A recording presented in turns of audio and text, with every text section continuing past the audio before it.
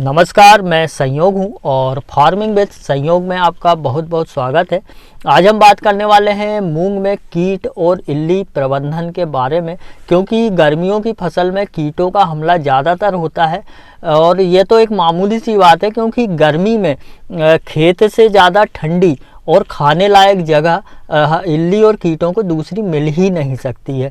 और यहीं से जैसे ही मूंग हमारी ज़मीन में से निकलती है, ज़मीन से बाहर आती है, दो पत्ती की भी नहीं हो पाती है और इस समय पर इल्ली और कीटों की जो पार्टी बनने का सिलसिला है वह चालू हो जाता है। तो जब हमारी मूंग दो पत्ती की होती है उस समय पर एक इल्ली आती है जो कि जाले बनाती है, बहुत सारी बारीक बारीक इल्लियाँ दे देती है, बहुत सारे बारीक बारीक अंडे दे देती है। तो आज हम यही बात करेंगे कि गर्मियों के दिनों में किस प्रकार की जो दवाइयाँ होती है वह हमारी फसल के लिए लाभदायक होती है, और जो दवाइयाँ हमारे गर्मियों में छींचने लायक नहीं है हम उनकी बात ही नहीं करेंगे। क्योंकि कम दिन की फसल में इल्ली और कीटों का हमला हो जाएगा तो हमारी फसल के उत्पादन में दिक्कत होगी, एवरेज में दिक्कत होगी और फसल का टाइम भी आगे बढ़ जाएगा। तो इसके लिए सबसे पहली दवाई है जो हमें पहले छिड़काव में इस्तेमाल करना है, इसमें हम फ्लोवेंडामाइट का इस्तेमाल कर सकते हैं या फिर प्रोफेनोफास प्लस साइफरमेथ्रिन का इस्तेमाल कर सकते हैं। परंतु जो प्रोफेनोफास और साइफरमेथ्रिन है इसे हम सिर्फ पहले छिड़काव में ही इस्तेमाल कर सकते हैं, क्योंकि अधिक गर्मी में प्रोफेनोफास असरकारक नहीं होती है। प्रोफेनोफास एक अच्छी दवाई है, वह इल्ली के साथ साथ मच्छर वगैरह इन पे भी कंट्रोल करती है, इल्ली के साथ साथ अंडों पर भी कंट्रोल करती है।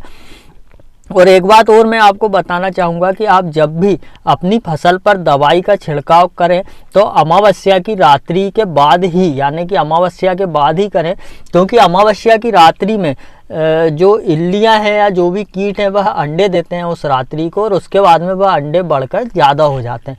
और आप जब भी बोनी करें तो वह बोनी पूर्णिमा के बाद ही करें, वह बोनी सक्सेस होती है, अच्छी होती है।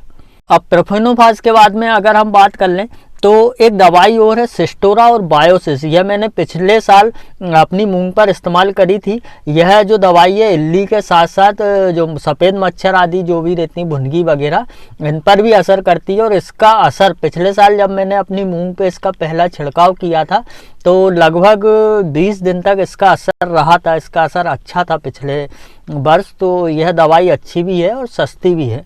अब हमारी दवाई के पहले छिड़काव के 10 से 12 दिन बाद हमारी मूंग में लगभग 5 से 10 पत्ते तक निकल आते हैं।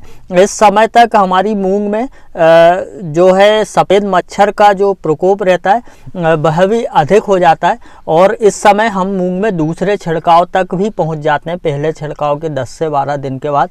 तो इस समय पर आप फ्लोवेंडामाइट 20% या फ्लोवेंडामाइट 39.9% या इंडोक्साकार्ब 14.5% या फिर आप इस्तेमाल कर सकते हैं क्लोरएंट्रानिलिप्रोल जो कि 18.345 कितने % में आता है।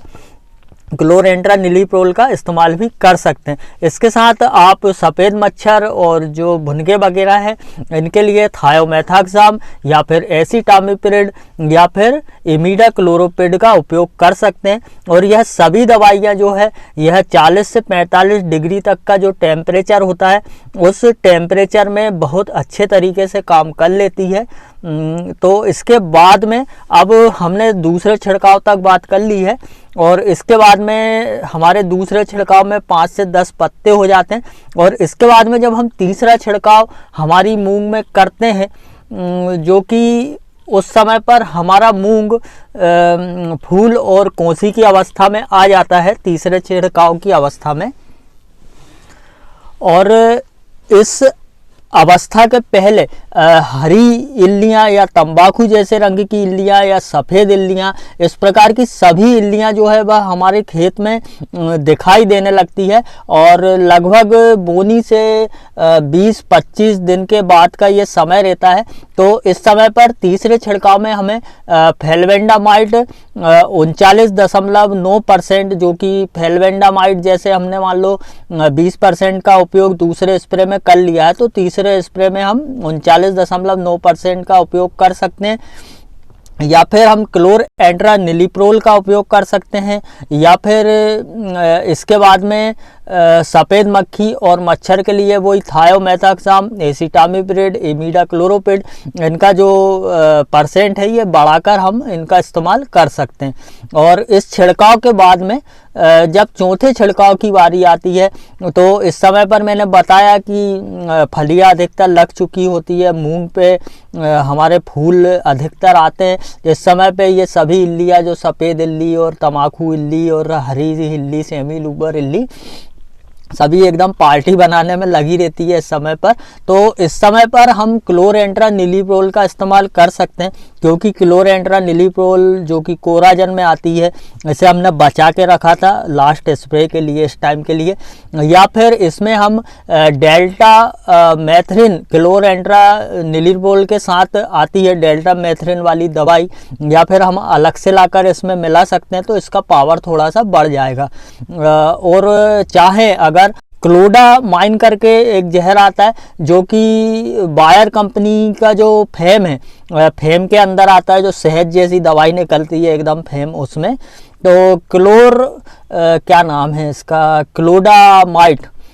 क्लोडामाइट भी अच्छा जहर है, और इसका भी छिड़काव हम हमारी मूंग में चौथे छिड़काव के समय कर सकते हैं। या फिर इसके अलावा जो भी आपको लगे कि आप कुछ हैवी कंटेंट इस समय पर डाल सकते हैं, कहीं से 2 दवाइयों को मिलाकर, या मार्केट में अच्छी सी दवाई मिल रही हो, तो जो हमारा इस समय का छिड़काव रहता है चौथा वाला, इसमें हमें अच्छी और हैवी दवाई का छिड़काव करना चाहिए। और इसके बाद में 5वें छिड़काव में आप चाहें तो कोई भी हल्की सी दवाई डाल सकते हैं, क्योंकि उस समय पर फलियां बन जाती है, ज़्यादा दिक्कत वाली बात रहती नहीं है। तो मैं उम्मीद करूंगा कि गर्मी में ये जो हल्की फुल्की सी दवाओं के बारे में हमने बात की है, जो कि सिर्फ हाई टेम्परेचर में काम करती है, यह आपको पसंद आई होगी। आप मेरी वीडियो को ज़्यादा से ज़्यादा शेयर करेंगे, मेरी चैनल को सब्सक्राइब करेंगे, और मेरी वीडियो को लाइक भी कर देना साथ में। जय राम जी की।